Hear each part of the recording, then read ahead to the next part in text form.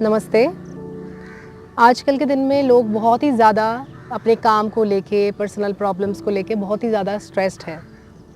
सबको आजकल ध्यान करना है, मेडिटेशन करना है।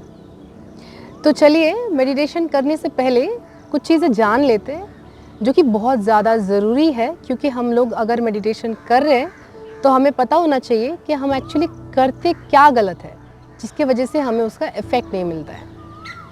देखिए बेसिकली हम लोग जब नहाते हैं ना, तो हमारी पूरी बॉडी शुद्ध होती है, प्यूरिफाई होती है।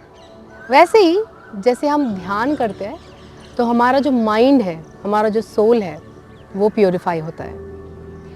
हम ऐसा क्या गलत करते हैं कि हमें लगता है कि हमें मेडिटेशन से कोई फ़र्क ही नहीं पड़ रहा है। इतने टाइम से हम बुद्ध जी को देखते आए हैं, इतने सेंट्स को देखते आए हैं जो मेडिटेशन पे बहुत ही बार जोर दिया है, ध्यान के बारे में बहुत बार बोला है। पर आजकल के जनरेशन से या हमसे ये क्यों नहीं होती है?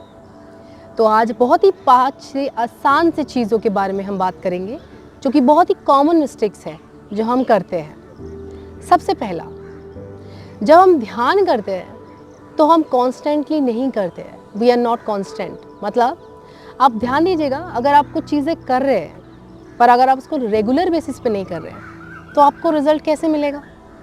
आपको उसके लिए प्रैक्टिस तो करनी पड़ती है, आपके ब्रेन को उसके लिए प्रिपेयर करना पड़ता है, तब जाके आपको रिज़ल्ट लगेगा।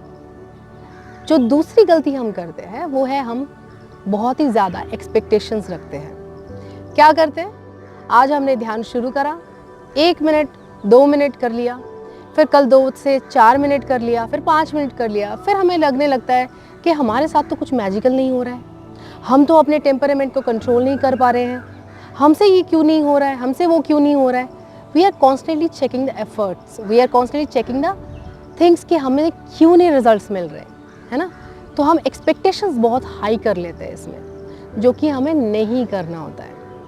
आप ये ध्यान दीजिए कि आप पूरे 24 घंटे में हार्डली 10 मिनट देते हैं ध्यान को, है ना, और बाकी 23 घंटा 50 मिनट आपका वो डेली लाइफस्टाइल। तो जितना समय आपने बिताया है, आपको थोड़ा समय तो देना पड़ेगा इसको। जैसे हमारे पूर्वज देखते आए हैं, हमारे एंशिएंट साइंस में बुद्ध जी को आप एग्जाम्पल की तरफ देख लीजिए कि उनका जो काम था ये यही था कि वो ध्यान पे ही केंद्रित रहते थे, इसीलिए उनको ये फ़र्क दिखा। आजकल के लाइफ में हम लोग इतने बिजी होते हैं, काम के चक्कर में इतना नहीं कर पाते हैं, तो हमें एक्सपेक्टेशंस भी अपने हिसाब से कम कर देनी चाहिए। तीसरा जो इम्पोर्टेंट पॉइंट है वो हमें लगता है कि हम ऐसे कैसे भी ध्यान स्टार्ट कर लेंगे, कभी भी स्टार्ट कर लेंगे और कोई भी स्टार्ट कर लेंगे। नहीं, इसके लिए भी हमें प्रॉपर प्रिपरेशन चाहिए होता है। अब आप पूछेंगे प्रिपरेशन क्या है? तो प्रिपरेशन इज़ लाइक, पहले हमें आसनास करने होते हैं, यामा नियमास पे ध्यान देना होता है।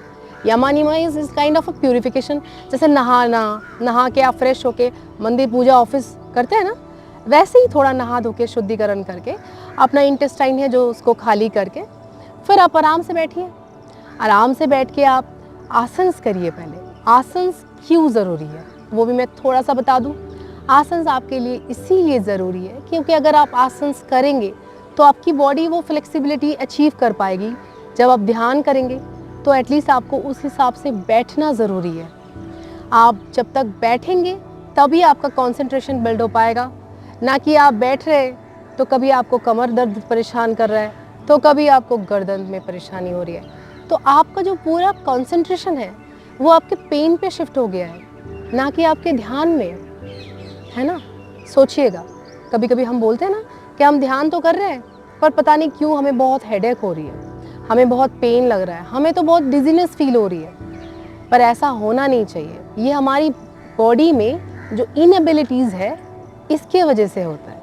तो इसके लिए हमें थोड़ा सा आसनास प्रैक्टिस करनी स्टार्ट करनी चाहिए। उसके बाद हमें ब्रीदिंग पे कंसंट्रेशन करनी चाहिए। क्यों? क्योंकि अगर हम ब्रीथ पे कंसंट्रेशन करेंगे तो इससे क्या होगा कि हम संतुलन बना पाएंगे, तो हम एकाग्रता के साथ काफ़ी लंबे समय तक ध्यान कर पाएंगे, तभी हमें इसका इफ़ेक्ट मिलेगा। जो अगला है वो हम क्या करते हैं, अगले में हम लोग बहुत सारे टेक्निक्स ट्राई करते हैं। आज हमने इस YouTube पे ये देख लिया, कल हमने वहाँ से ये सुन लिया, अच्छा उसने तो ऐसे किया था, उसको हुआ, मेरे से ऐसे क्यों नहीं हो रहा है। आज हम एक बार ऐसे बैठ रहे, फिर हम पद्मासन में बैठ रहे हैं, फिर हम कुछ अलग तरीके से कर रहे हैं, फिर हम मुद्रा चेंज कर रहे हैं, कभी हम ज्ञान मुद्रा में, कभी हम ऐसे रख रहे हैं। ऐसे नहीं होता है।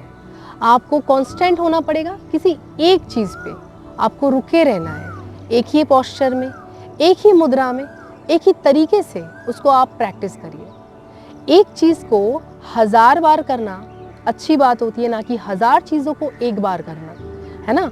जो क्रिकेटर्स हैं वो भी तभी सेंचुरी कर पाते हैं जब वो प्रैक्टिस करते हैं एक ही चीज़ को बार बार। तो आप एक ही जगह पे बने रहिए।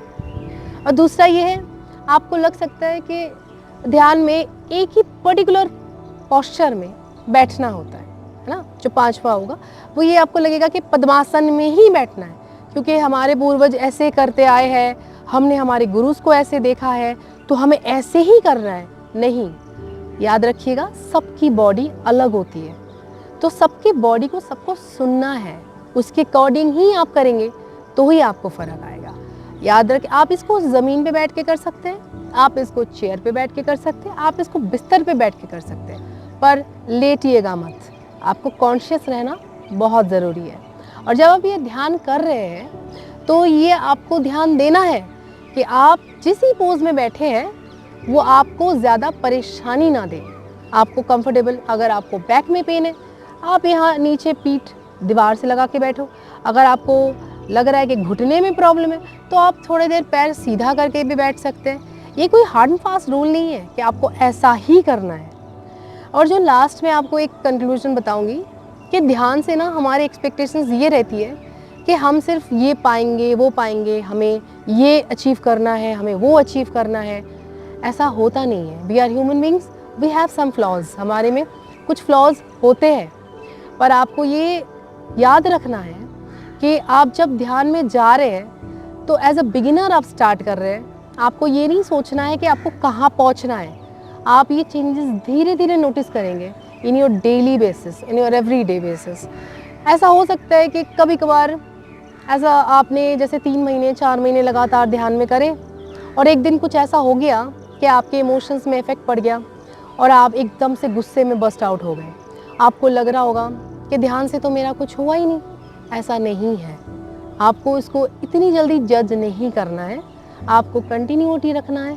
साल, 2 साल, 1.5 साल, 3 साल के बाद धीरे धीरे आपको अपने में पता चलेगा कि आप पहले क्या थे और अब आप क्या हो रहे हो धीरे धीरे। एक कंक्लूजन में आपको ये बताना चाहूँगी कि एक बार क्या हुआ था ना कि बुद्ध को पूछा गया था कि ध्यान से आपने क्या पाया था, तो उन्होंने हंस के जवाब दिया था, पाया तो मैंने कुछ नहीं है, पर मैंने बहुत कुछ खोया है। क्या? उन्होंने अपना ईगो खोया था, अपना टेम्परामेंट, अपनी जो भी ग्रीड है, इन सबको उन्होंने लेट गो करा था, जाने दिया था। तो याद रखिए, ध्यान का मतलब पाना नहीं, खोना होता है, अपने आप को जानना होता है। Thank you so much.